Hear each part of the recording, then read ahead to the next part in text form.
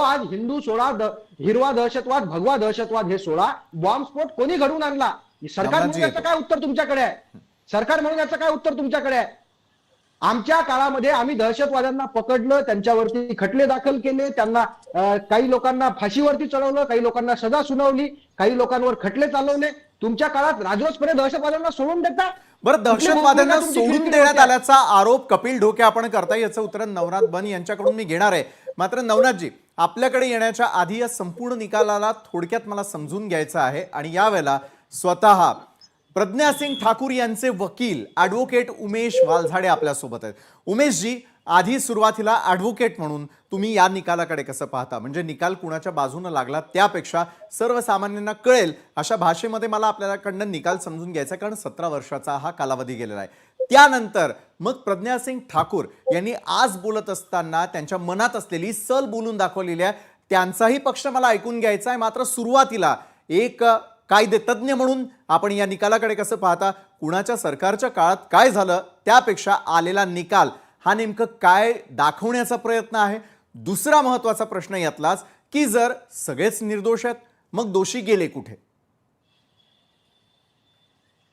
उमेशजी. नमस्कार. माझा आवाज येतोय स्पष्ट? बोला.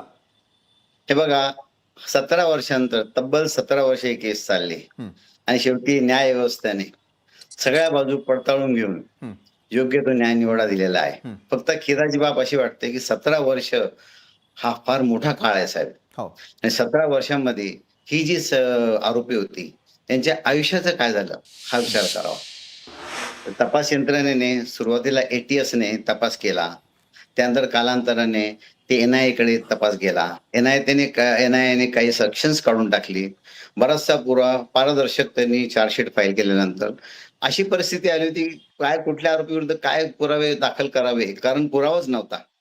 आणि मी या ठिकाणी एक महत्वाची बाब सांगेन जी कोणाची निदर्शनास जास्त आलेली नाही.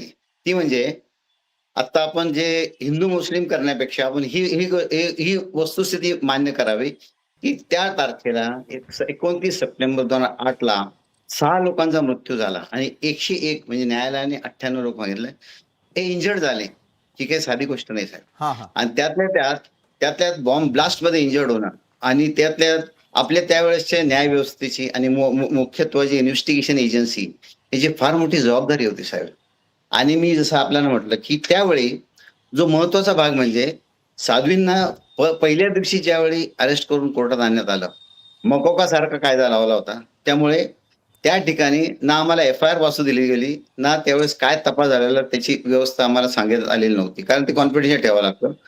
परंतु साध्वीजींनी हिंदी भाषेत मला बोलल्या होत्या की मेरी बहुत प्रताड़ना हुई है. म्हणजे घटनेनंतर 29 सप्टेंबर 2008 ची घटना आहे, त्यानंतर त्यांना काही दिवस अज्ञातस्थळी ठेवण्यात आलं. आणि त्या अज्ञातस्थळी ठेवताना त्यांनी हलकनामा, आपण ऍफिडेव्हिट ज्याला म्हणतो, ते हलकनामा दिला. त्या हलकनाम्याचा 22 पानी हलकनामा माझा आजही रेकॉर्डला आहे, जो हिंदी भाषेत आहे. आणि त्यावेळी त्यांना जो त्रास झाला, जो हॅरॅसमेंट झाली, एक स्त्रीच नव्हे किंवा एक साध्वी जिला ह्या कमर्शियल वर्ल्डशी काय करायचं नाही अशा व्यक्तीला प्रताडणा करण्यात आली. त्यांच्या तोंडून त्यांनी सांगितलं की त्यांना मांस खाण्यासाठी फोर्स करण्यात आलं.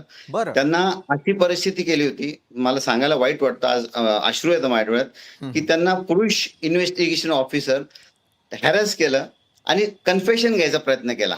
पण साध्वी होत्या, योगी स्त्री ती कसली यांच्यासमोर नव्हते. त्यामुळे त्यांना अनेक यातना सहन करून हा प्रवास चालला 2011 पर्यंत, जोपर्यंत ATS च्या हातात तपास होता. त्यानंतर तो NIA कडे तपास गेला. परंतु खेदाची बाब म्हणजे त्या काळात ह्या साध्वीला कॅन्सर सारखा आजार जडला हो. आम्ही अनेक वेळा अर्ज केले, उच्च न्यायालयात अर्ज केले की यांना जामीन द्यावा. शेवटी न्यायालयाकडे दाद मागितले असता त्यांना जामीन देण्यात आला, परंतु तो मेडिकल ग्राउंडवरती देण्यात आला. आणि कालांतराने जो तपास झाला, साक्षर झाले. हे बघा, साध्वी नेहमी म्हणायचे की सत्य बेबस आहे लेकिन लाचार नाही. हीच वस्तुस्थिती आज समोर आली. आज मला अभिमान आहे या न्यायालयाचा आणि या न्याय व्यवस्थेचा, भारताच्या न्याय व्यवस्थेत. ते कोणी असो, जर बेगुन्हे व्यक्ती असेल तर त्याला निर्दोष सोडावं आणि गुन्हेगार असेल त्याला फासावर चढवावं. जसं कसाबला फासावर चढवलं आणि आपली ही मंडळी बेगुन्हेगार होती, त्यांना निर्दोष सोडवलं. एवढंच आहे की काळ फार गेला साहेब, काळ भरून निघत नाही. 17 वर्ष काळ भरून निघत नाही आणि 17 वर्षाचा कालावधी आहे. 17 वर्षाच्या कालावधीमध्ये पुलाकरून बरंच पाणी गेलेलं आहे.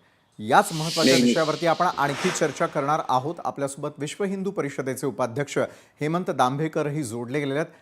आपली देखील प्रतिक्रिया मी घेणार आहे. तत्पूर्वी न्यूज प्लॅनेटमध्ये वेळ झालेली एका छोट्याशा ब्रेकची. कुठेही जाऊ नका, पाहत रहा लोकशाही मराठी.